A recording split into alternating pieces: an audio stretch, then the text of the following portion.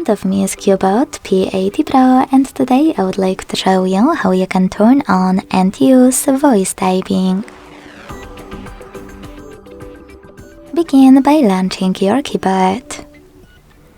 Then tap on the microphone icon at the top right corner of it.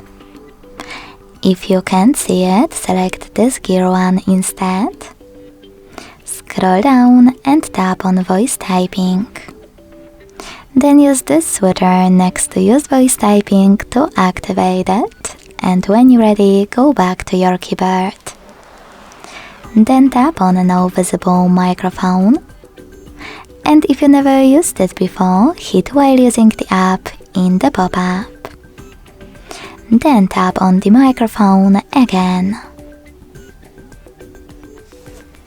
As you can see, voice typing is on. If you want to stop, tap on the same microphone again.